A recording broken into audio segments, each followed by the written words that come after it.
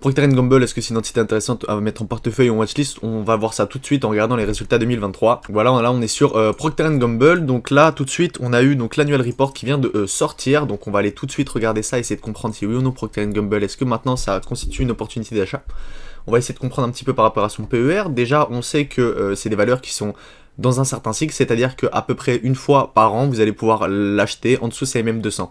Là vous le voyez, ici en 2020 on a pu l'acheter, ici en 2021 on a pu l'acheter, ici, donc pendant 2022, on a pu l'acheter, et après, à certains moments de 2023, vous avez vu, elle nous a donné certaines opportunités d'achat, plus ou moins grosses, sur cette compagnie. Donc on sait que approximativement, on va avoir une croissance qui va être entre 2 à 5% en termes organiques tous les ans. Donc là, aujourd'hui, on l'a à peu près rectifié, donc on est à peu près à 2,27%. On a nos marges qui ont baissé, c'est-à-dire que là, pour une fois, on n'a pas eu de croissance au niveau de notre revenu net, c'est-à-dire qu'on a baissé de moins 0,37, mais en tout cas par les chiffres de TradingView. On va essayer de regarder là, à ce niveau-là, Financial Highlight, donc net sell 82 milliards contre 80,2, operating income 18,1 contre 17,8, et en 2021, on était à 18, donc net earning à peu près par share en 14,7, donc au même niveau, c'est-à-dire c'est ce qu'on avait pu voir, net earning margin 18, et là on était à 18,4, et là 18,9, c'est-à-dire que notre net earning margin diminue. Donc, alors évidemment, on sait que cette année et l'année dernière, c'était pas forcément des très bonnes années avec l'inflation, etc. Mais sachant que Procter Gamble, c'est une entreprise qui a énormément de brands, sachant aussi que les brands que propose Procter Gamble, ce sont quand même des brands, on va dire, high level, hein, parce que quand vous allez acheter quand même du Ariel, du Philips, etc., enfin tout ce qui va pouvoir être vendu par Procter Gamble, ça va quand même être assez cher, on va pas se mentir. Net sale, donc là on voit Fabric Home Care, ça va être le premier revenu, Baby et Féminine Family Care, donc là on va avoir les couches Pampers, etc. Vous voyez, beauté, health care et grooming, je sais pas exactement ce que c'est, mais là on voit surtout que North America c'est le premier marché de Procter Gamble et ça n'a pas l'air de bouger. Voilà, on voit par contre on a augmenté le dividende. En termes d'operating cash flow, on a un cash flow qui est supérieur, mais comparé à 2021, 2020, c'est inférieur, donc c'est toujours pas assez bon. Après, voilà, il faudra regarder est-ce qu'il y a du rachat d'actions ou pas, est-ce que ça c'est bon. En tout cas, voilà, là on voit ici 7% organic sales et donc un operating cash flow à peu près à ce niveau-là. Donc maintenant, j'aimerais quand même regarder un peu plus les résultats financiers qui nous intéressent, nous. Voilà, donc là on a les net sales, donc cost of produit cost, donc là on a à peu près, bon, on n'a pas trop la dépréciation, peut-être qu'on l'aura après, selling general administrative and expense, donc on n'a même pas les pourcentages, donc c'est pas extrêmement bien écrit, mais c'est, on voit quand même à peu près donc sur quoi est-ce qu'on va augmenter, donc on voit que ça a quand même pas mal augmenté en fait, c'est ça, selling general and administrative expense, c'est-à-dire les salaires, on voit que ça a pas mal augmenté et ça leur a fait baisser leur operating income en termes de pourcentage. Interest expense, donc là on est quand même 756 millions, donc je ne sais pas si c'est les intérêts sur la dette ou pas. En tout cas, intérêt income, bon après là de toute façon on les récupère à ce niveau-là. Et holder non-operating income, donc je ne sais pas si c'est les participations minoritaires qu'elle a. Earning before tax, donc là on est évidemment un petit peu au-dessus, et donc net earning 4,657, donc en dessous, étant donné qu'on a eu des taxes qui étaient plus importantes, et donc on termine avec un net earning plus bas. Et donc en termes dilués, au-dessus en share, étant donné qu'on a dû racheter des actions, etc. Donc après, là on est dans ce niveau-là. On voit qu'ici on a une compensation à peu près d'actions. Bon, c'est pas énorme, hein, mais voilà, une release gain, etc. Donc c'est assez peu. En termes d'assets, est-ce qu'on a augmenté? On voit que on récupère, on garde du cash.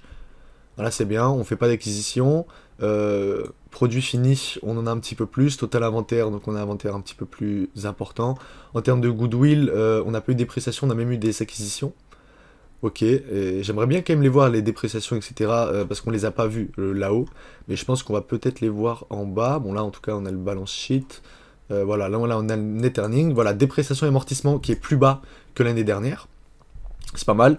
Share based compensation expense, donc on a quand même, on a beaucoup, hein, 545 millions de share compensation, c'est quand même pas mal, hein, donc il faut faire attention sur ce genre de business parce qu'on le voit pas forcément quand on regarde les chiffres, mais là on le voit. Donc charge sur les inventaires, on voit que c'est quand même moins important que 2022, et on voit cash au beginning of the year, donc on a bien moins de cash. Alors peut-être qu'on a fait des acquisitions, ça c'est quelque chose à regarder. Et donc là on voit charge in order operating assets and liabilities, donc là on va être sur des réelles charges, donc des charges financières qui vont nous peser sur 1,1 milliard. Donc c'est quand même pas mal, hein. Alors après voilà, on voit ici acquisition net of cash acquired 765 millions. Donc effectivement on a un capital expenditure qui était un peu plus bas que l'année dernière. Donc pourquoi? Déjà, on sait que la dépréciation, elle est à peu près à 2,7. Donc, c'est-à-dire que si on met plus que 2,7, normalement, on a plus que la dépréciation seulement de maintien. Alors après, évidemment, je ne sais pas comment ça se passe pour ce genre de business-là, c'est pour ça qu'il faut faire des analyses sectorielles. Comme disait Top Invest, hein, c'est ça. Là, par exemple, sur le capital expenditure, je ne sais pas si, oui ou non, ça correspond à vraiment beaucoup plus que la dépréciation, ou seulement un tout petit peu plus, est-ce que c'est du capital de maintenance, etc. En fait, il faut aller le voir, et vraiment par secteur, hein, c'est ce qu'il a dit. Donc le dividende qui augmente, ça c'est normal.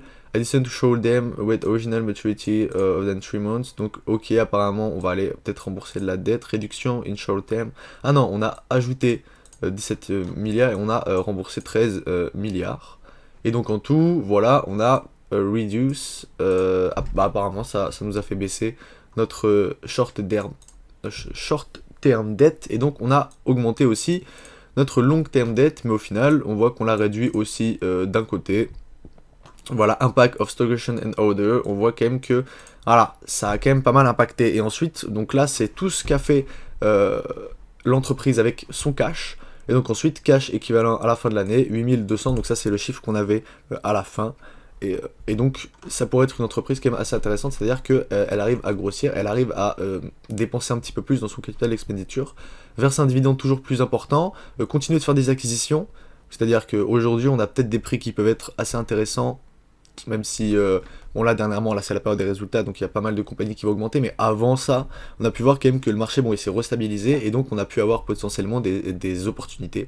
Donc allez regarder les entreprises que Procter & Gamble, elle a pu acheter. Si vous appréciez ce genre de vidéo, n'hésitez pas à mettre un like et vous abonner, et moi je vous dis à bientôt.